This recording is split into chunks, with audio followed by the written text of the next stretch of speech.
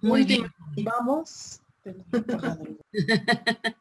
Vamos ya por... Ah, bueno, ustedes de la materia, porque la siguiente ya es examen, recuerden. La siguiente ya tenemos examen, entonces ya nada más vemos este día de clases y ya la otra es examen. Pues digo, ya vamos en esta materia, porque tienen clases que hasta las 2 de la tarde o terminan a la 1.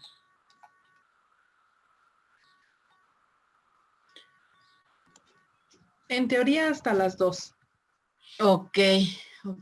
¿Pero ustedes se van a ir antes o qué? ¿Por qué en teoría?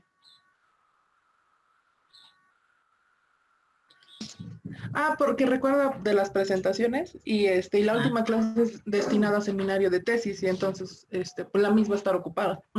Claro. Van a poder asistir ustedes, ¿no? Con sus compañeras. Según por lo que ayer me comentaron, sí, pero no quieren, ¿verdad, Ale? Sí, es que, pues realmente ni las ven, pero sí, la mente es bien canija y luego los compañeros,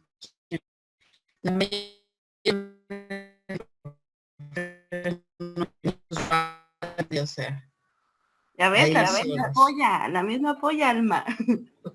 No, Ale, siempre hemos expuesto juntas, no sé qué tienes miedo y no me dejas verla. Ana, estoy nerviosa mil, me pongo toda loca y tú quieres, no, amiga, no. Por favor, Miss, dígale que me deje, si no la va a reprobar. No, ¿verdad? No, realmente sí hay que respetar si no quieren. Es una práctica de lo que van a hacer, pero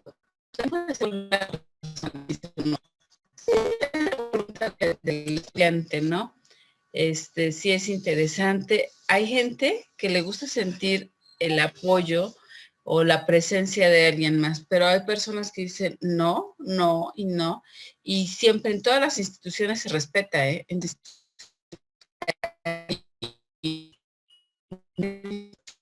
Lo hacen en un auditorio y todo, y van los papás, y pues hay jóvenes que llega el momento en que va a empezar el examen y les dicen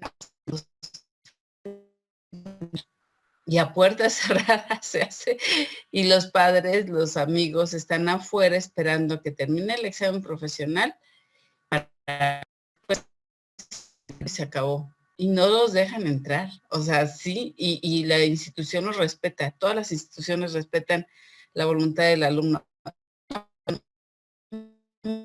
Sensación, pues prácticamente se define el éxito de todo el estudio de toda la vida, ¿no? Entonces, ni modo, hay que respetar y ya cada quien ya platicará su versión de la historia.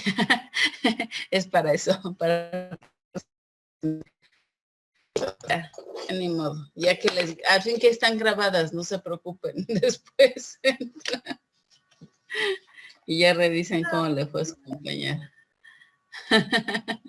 Sí, ni modo, a respetar, chicas, así es esto.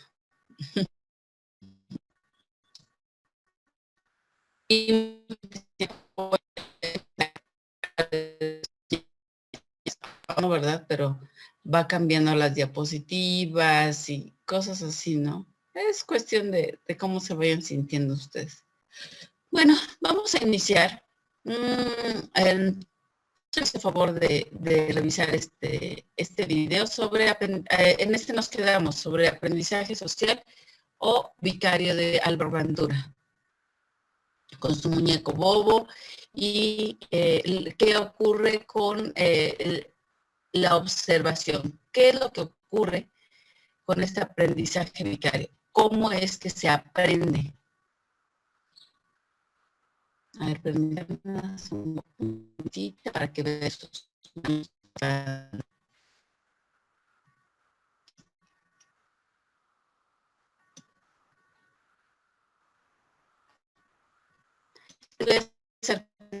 Por favor. Ana Karen. No, perdón, Diana Karen.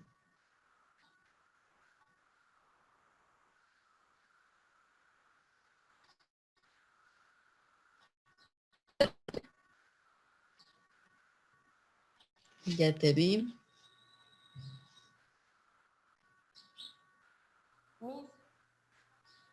Miss, Guadalupe. presente, Miss. ¿Mande? Presente. Gracias. De Diana Karen, no sé cómo esté porque creo que tiene problemas en el sistema, ya no aparecen las listas. Ok, muchas gracias. Sí, eso sí debería de checar porque con algunos maestros ya no está en listas. Y es que como se ha estado yendo mucho la señal aquí, entonces pues le comenté a la Miss Michelle que le dijera al ingeniero que pues revisen si realmente está en las listas o ya no, porque con algunos maestros todavía le toman la asistencia y con otros ya no. Ah, ok. Ok, muchas gracias. Sí, Miss. Ana Jacqueline Guadalupe, me aviso que no venía. Guadalupe del Rocío igual. María, María Luisa también. Jessica Hernández, ya te Presente. vi. Gracias. Berta Hernández.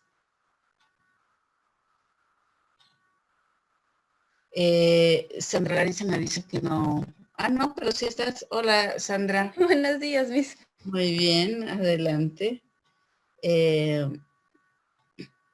Imelda, ya te vi. María del Pilar, ya te vi.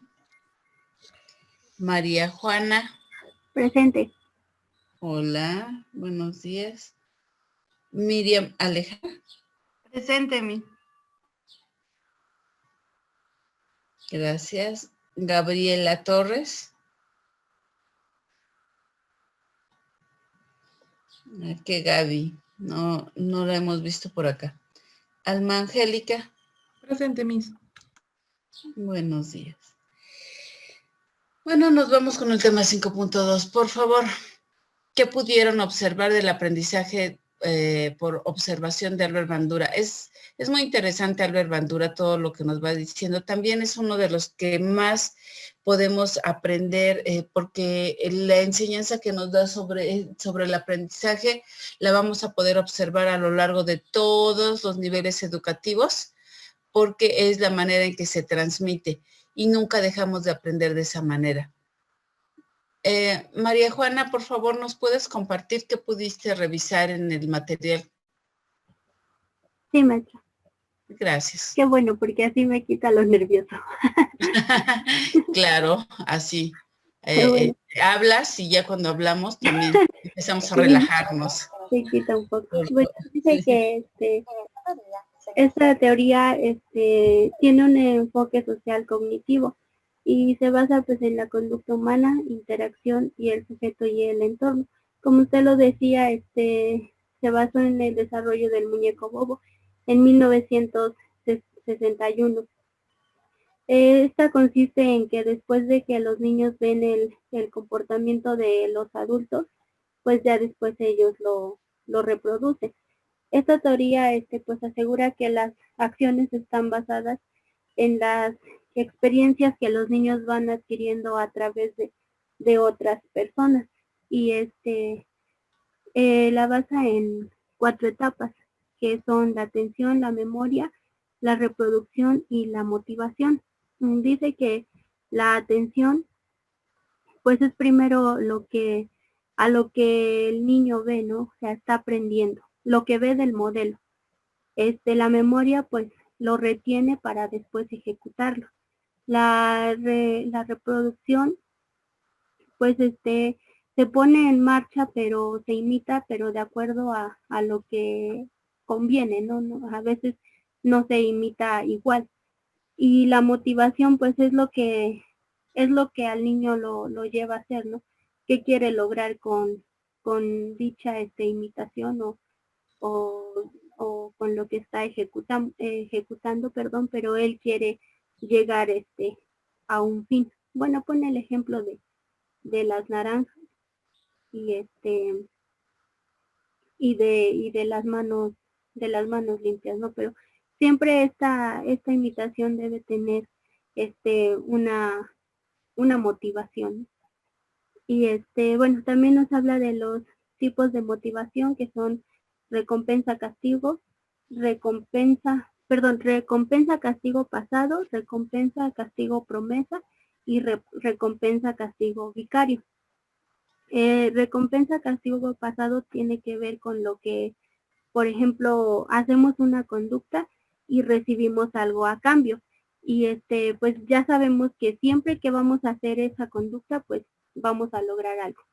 Recompensa, castigo, promesa, pues es lo que se quiere, ¿no? Lo que se va a lograr. Y recompensa, castigo, vicario es lo que vemos que consiguió el modelo al que estamos imitando. Entonces, a lo mejor porque lo vemos, ya lo hacemos si queremos obtener lo mismo. Ok, muy bien. Pensamos que va a ser la misma consecuencia, ¿no? Yo Sí. veo a alguien exitoso después de salir de la escuela y creo que eso lo voy a alcanzar y lo tengo que alcanzar. Yo veo a alguien que no tiene éxito después de salir de la escuela y pienso que me puede ir exactamente igual. Muchas gracias, muy buena síntesis. Gracias, María Juana. Gracias. Y vamos a ir revisando esto.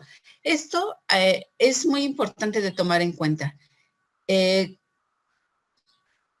Anteriormente, el protocolo para asistir a las instituciones educativas era que el maestro tenía que tener estéticamente una presentación correcta, una forma de vestirse, de hablar, de comportarse, de pararse, era elemental.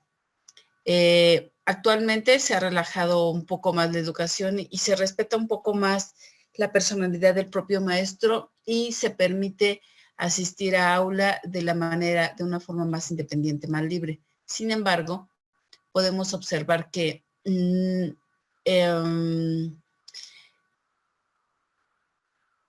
muchos maestros pareciera ser que lo hicieran por tradición.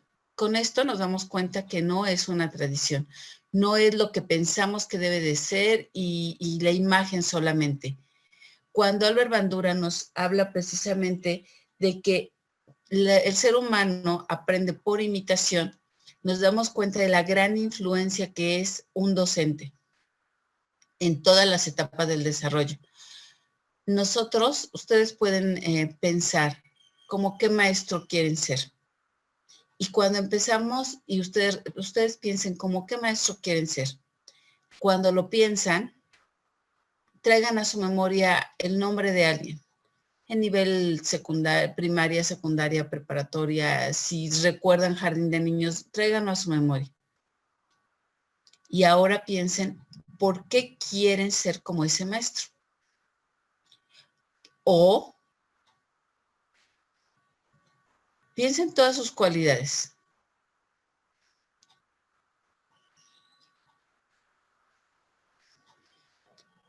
Ahora piensen en un maestro que nunca les gustaría ser como ese maestro. ¿Por qué no les gustaría ser como ese maestro? Hay que ser objetivos. Y claro que encontramos en nuestra memoria precisamente esta información de cómo quién queremos ser y de cómo quién no queremos ser. Y nos vamos a dar cuenta de que también aprendemos a ver conductas deseadas y no deseadas, y tienen que ver con nuestra percepción y con nuestro entorno. En algunas ocasiones, y seguramente ahorita que hicieron el ejercicio, ustedes pueden pensar, quiero ser como X, pero esta parte que tenía X no la quiero repetir. No me gustaba. No quiero ser como yo. Sin embargo, puedo reconocer que esa persona era así, como Y. O sea, entonces yo voy eligiendo qué características quiero tener. Y es precisamente de lo que nos habla Albert Bandura. El muñeco bobo fue un experimento. Dejan yo creo que ustedes los han visto, son como globos, lo que aquí se presenta. Este es el muñeco bobo. Son globos que tienen, son estructuras de plástico que tienen un peso pesado al fondo y tenían pintada la carita de un payaso. Entonces lo dejan en una habitación. Pasa un niño, no ocurre nada, pasa otro niño, no ocurre nada, pero de repente uno de los niños empieza a mover al muñeco, y se da cuenta que el muñeco tiene cierto movimiento. De repente, otro niño que ve cómo lo está haciendo el primero se acerca y vuelve a hacerlo, lo vuelve a hacer y lo vuelve a hacer. En unos segundos más, todos los niños están teniendo la misma conducta. ¿Qué hicieron? Imitaron la conducta del primer niño al tener movimiento con este muñeco.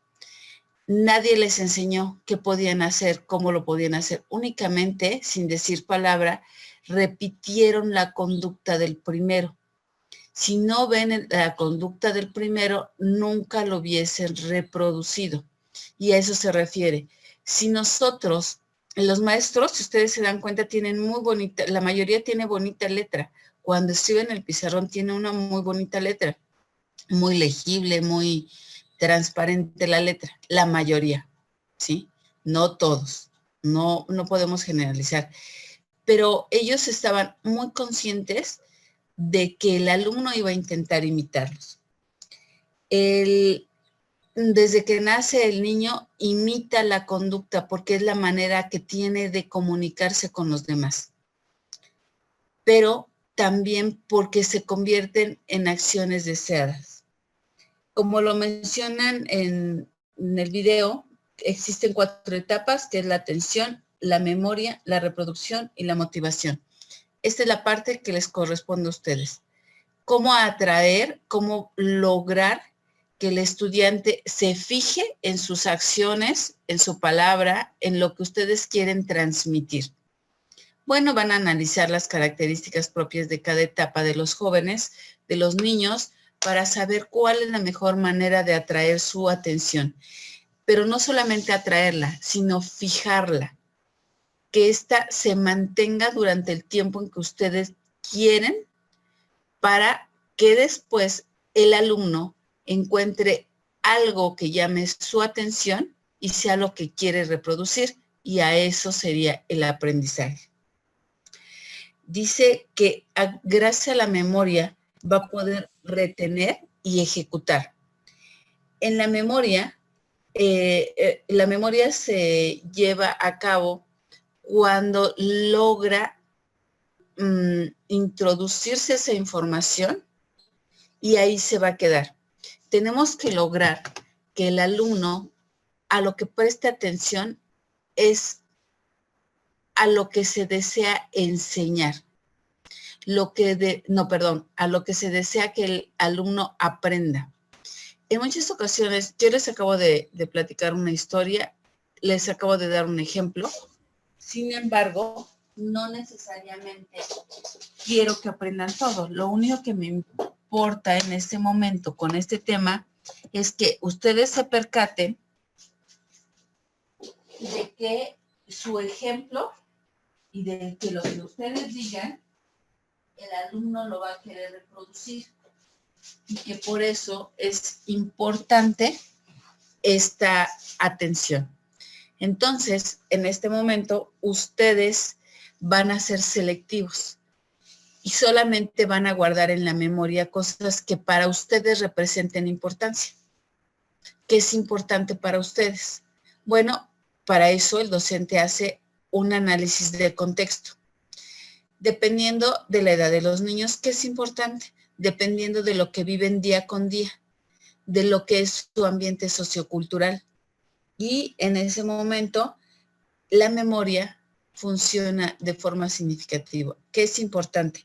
Porque como lo menciona, solamente va a intentar reproducir lo que al alumno le conviene, lo que el alumno considera que es relevante o importante para poder ejecutar ciertas tareas.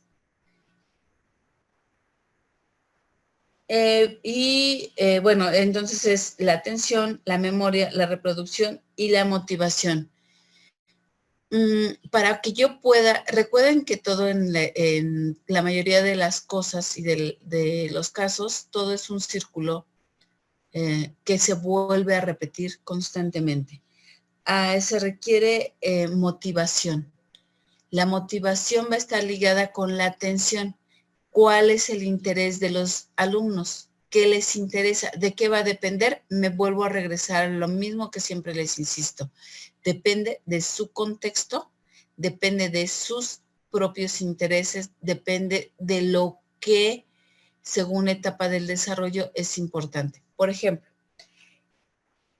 cuando los niños entran a nivel jardín de niños, en la primera etapa, el niño es egocéntrico. ¿Qué puede hacer y qué no puede hacer? ¿Cómo se desarrolla? Posteriormente, al niño lo que le importa es pertenecer a sus pares, a esa pequeña sociedad donde empieza a descubrir que tiene amigos. Entonces, nosotros tenemos que observar cuáles son sus intereses.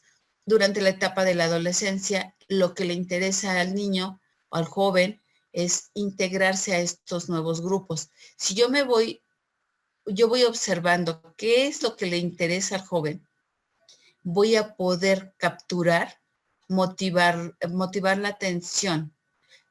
¿Cómo? Lo acabo de mencionar, motivar, empujar al alumno a querer hacer algo. ¿Y qué quiero hacer? Que me preste atención. Entonces, en este análisis de contexto, logro ver lo que es importante y entonces tengo su atención. Y regreso al inicio de lo que vendría siendo el modelamiento para Albert Bandura.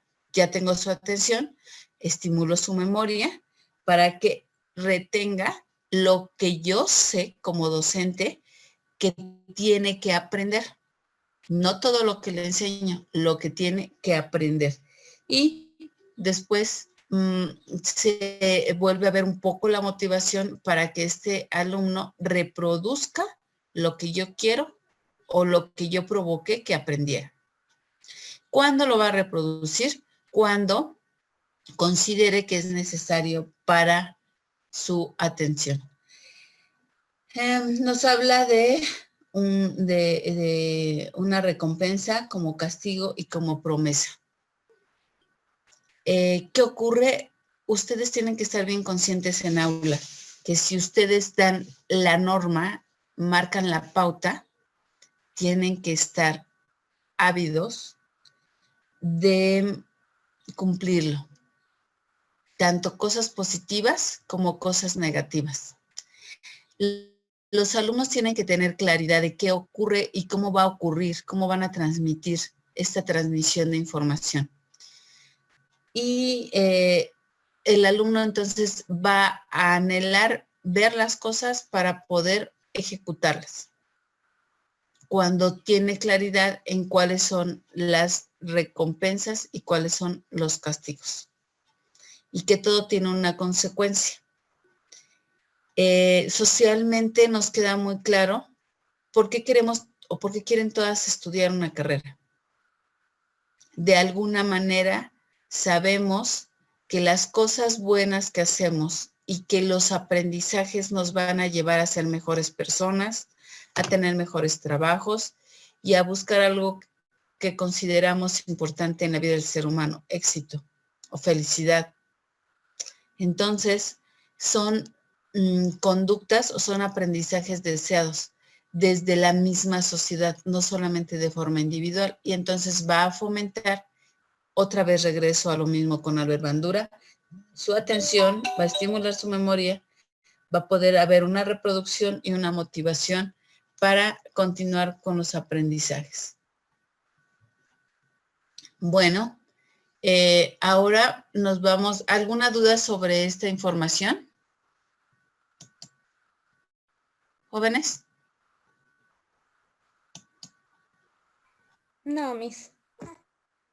Acuérdense que estamos hablando de los valores y entonces por eso es que nosotros tenemos que ejecutar los valores, verlos, darles un valor, darles un peso importante.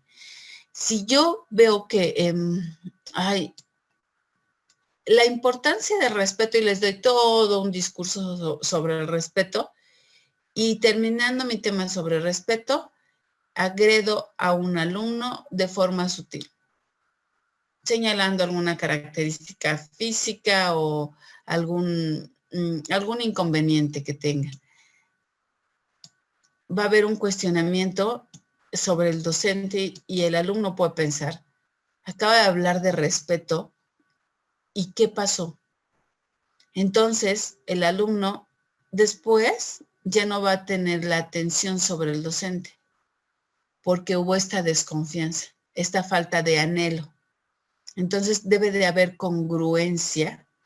Esto es de lo que nos habla Bandura. Tiene que haber congruencia entre lo que quiero enseñar y lo que represento para el alumno, porque el alumno aprende por imitación. A los padres en muchas ocasiones, dentro de la psicología, cuando acuden a terapia, pasa algo muy curioso, ¿no? Que luego vienen los padres y nos dicen, fíjese que yo no sé de dónde aprendió mi hijo groserías, pero es bien grosero. Ya le pegué y ya le dije que no sea grosero. ¿Y con quién más convive? No, solamente conmigo. Entonces, pues nos cuestionamos mucho de, pues, ¿dónde habrá aprendido, no? Entonces, es esta parte de conocer que el niño solamente va a aprender por imitación. En muchas ocasiones les recomendamos a los papás, ya no los regañe tanto, mejor haga lo que usted quiere que su hijo haga. No, pero es que ya le expliqué, no, hágalo usted. Empiece por poquito, hágalo usted. Es que se levanta tarde, ok. ¿Y usted cómo le va? ¿Le gusta levantarse temprano? No, yo sí me levanto muy temprano y empiezan a tener un discurso y nos quedamos, wow. ¿Y usted, y qué dice su hijo? O le preguntamos al hijo, ¿a qué hora te levantas? Me levanto temprano. Y oímos exactamente el mismo discurso. No es lo que se dice, es lo que se hace. Entonces hay que tener mucho cuidado nosotros, muchísimo cuidado en cómo nos comportamos y la coherencia entre lo que hacemos y lo que decimos, porque el alumno lo va a reproducir exactamente igual. Bueno, importancia, la formación de valores. Voy a ponerlo, tuvieron oportunidad de revisarlo porque es muy largo, no lo voy a poner. ¿Sí tuvieron oportunidad de revisarlo, jóvenes? No me digan, ¿nadie lo revisó? Sí, habla de, creo, de un ingeniero, que hace como sistemas o algo así para, bueno, es una ingeniería, pero él marca como la educación, pues es más allá que una ingeniería, que como que la medicina, porque dice, se tiene que diseñar, se tiene que planear. Creo es ese, ¿no? Sí, platícame, continúa, Lupita, por favor.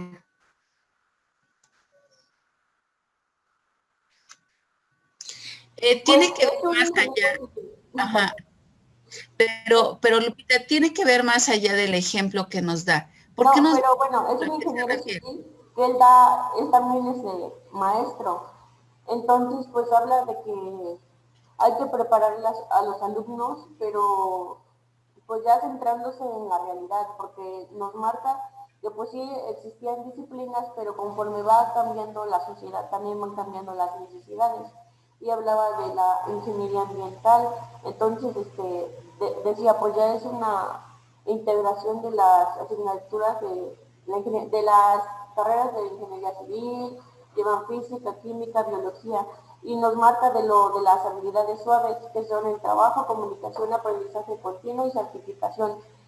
Lo que me llama mucho la atención de esto es que dice, pues se supone que todo mundo ya debe de tener esas habilidades al momento que pues ya está practicando su profesión, ¿no? Y sin embargo yo siento que, por ejemplo, ya que ahora saben, pues sí me cuesta a veces comunicarme, y que siempre hay que buscar el aprendizaje continuo, porque dice, pues siempre tenemos que estar innovando, estar buscando el conocimiento, porque el alumno tiene que aprender a resolver sus problemas, y no el docente se los tiene que estar resolviendo, los tiene que enseñar a pensar, imaginar un futuro en donde pues tiene que él resolver problemas, o sea, tiene que resolver todo, y un docente yo creo que también es así, o sea, en la escuela a lo mejor le dirán el ambiente de aprendizaje debe de ser así y así, ¿no? Y como que le idealizan un contexto perfecto. Yo creo que cuando llegan a un aula, a lo mejor ni siquiera es como se lo pintaban, ¿no? Y así los problemas que llegan a presentar, pues el docente tiene que ingeniárselas, tiene que utilizar su creatividad para resolverlos, ya sean académicos, problemas a lo mejor emocionales de los alumnos, problemas de conducta, problemas de a lo mejor los que no tienen habilidades ni las mínimas, por ejemplo, de aprender a expresarse. Había una maestra que nos platicaba que ella da clases en el preescolar y tenía alumnos así que llegan y no hablan porque pues los papás todo le señalan algo y se lo dan, le señalan otra cosa y se lo dan, ¿no? Nunca los enseñan a hablar o a pedir las cosas. Y yo creo que va enfocado más a eso, que como docentes hay que buscar siempre la forma de estar informado para poder solucionar los problemas que se nos lleguen a presentar. Muy bien, Lupita. Muchas gracias. Dice su compañera, como docentes siempre tenemos que estar informados. ¿De qué tenemos que estar informados? Bueno, tenemos que estar informados. ¿Sí, Lupita? Pues yo creo que habla de base cuando pues es el conocimiento pedagógico, todas las teorías o modelos con los cuales podemos a lo mejor impartir una clase, la didáctica, cómo planear. Pero tenemos que también estar informados de los problemas sociales que ocurren en nuestro alrededor, porque para eso necesitamos conocer el contexto no solo de la comunidad escolar, sino también a lo mejor de la población o la sociedad donde se encuentra esa escuela para poder llegar a dar una información, ¿no? ¿Qué tal si digo algo y ellos tienen otras creencias, otras ideologías? Entonces, pues sí hay como que estar informados de todo, de la violencia, de cuáles son las necesidades que se presentan más en los alumnos. Muy bien, perfecto. Es precisamente de la observación del contexto, ¿no? Tenemos que estar informados de qué es lo que ocurre, de cuáles son los intereses del alumno, de qué es lo que está pasando. En muchas ocasiones las personas cuando ven que los niños en jardín de niños están jugando, dicen, ay, hoy no fue a la escuela porque, ay, ni aprende nada, solamente va a jugar. Y las instituciones educativas fueron creadas para un aprendizaje, pero estas instituciones educativas son un reflejo de esas grandes sociedades a las que vamos a ingresar. Entonces, ¿qué pasa? Que tenemos que procurar esta reproducción de los aprendizajes dentro de esta pequeña sociedad. Las primeras escuelas que surgen es porque se necesitaba que todos entendieran las mismas cosas de las mismas maneras para que tuvieran las mismas oportunidades cuando cubrieran sus necesidades sociales. O sea, si yo tengo la misma definición de los conceptos que voy a ejecutar dentro de mi sociedad, seguramente los ejecutaré de una forma correcta. Por ejemplo, el respeto.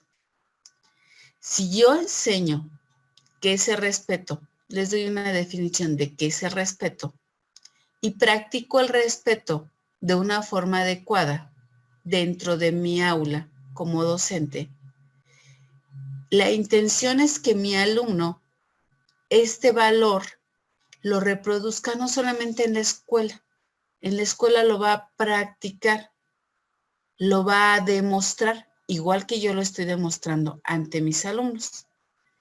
Y entonces, cuando sale a esa sociedad donde tiene que cubrir un rol, un papel, para que satisfaga sus necesidades, va a actuar con el mismo o de la misma forma en que le enseñaron ese respeto. Y el docente nada más se lo habrá enseñado a un alumno o se lo enseñó a 50, a 20, a 10. Y entonces vemos que esa sociedad se va a comportar a través de ese ejemplo con esa forma.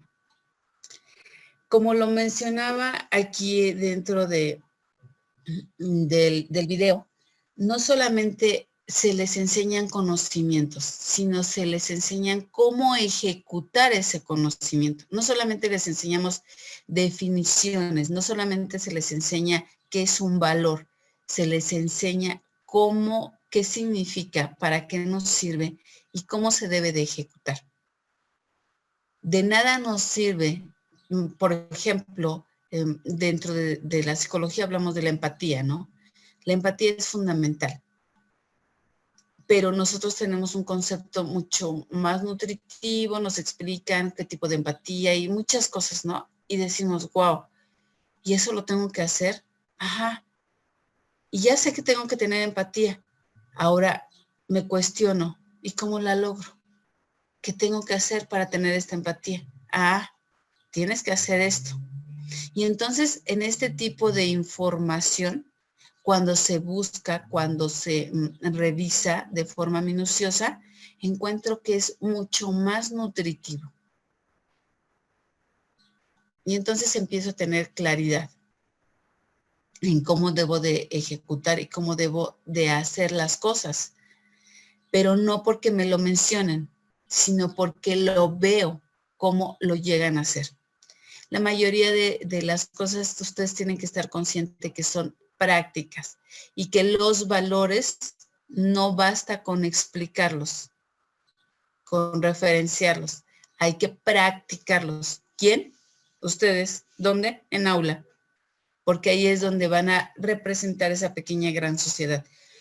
En el aula ustedes son los gobernantes, ustedes son los dirigentes, ustedes son los líderes, ustedes son el ícono donde van a situarse los jóvenes para poder aprender. Aprenden cómo se debe de comportar como los demás. Entonces aprenden cómo ellos se comportan con los demás fuera del aula.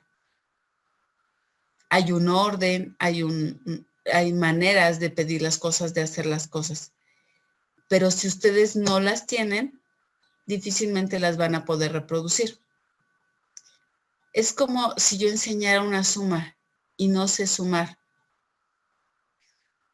No la puedo reproducir ni en aula y menos afuera. Cuando ustedes tienen y consideran valioso lo que están aprendiendo, también el alumno le va a dar un grado de valor a lo que está aprendiendo, sea teórico, práctico. Y le da valor. Si para ustedes es importante la ciencia, el alumno le da valor a la ciencia. Si para ustedes es importante la forma de transmitir, de tratar, el alumno le da importancia a la forma de transmitir o de tratar. Primero, como lo mencionó su compañera, partiendo de lo que es importante para esa sociedad en ese momento, porque no nos podemos alejar de sus propias realidades.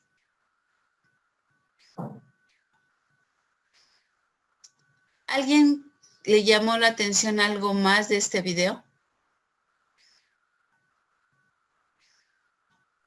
Sí, Miss, a mí. Sí, Miriam, por favor. El hecho ese de que, como dicen, no solo es transmitir conocimiento, ¿no? Sino es realmente estar consciente del impacto que como profesor dejamos en los alumnos y el de crear valor, ¿no? Da él como unos pasos donde dice que tenemos que reconocer nuestro rol, ¿no? Que no siempre vamos a ser protagonistas. Entonces tenemos que tener ese conocimiento y esa capacidad de que no siempre voy a ser el principal, ¿no? Pero también voy a ser ejemplo.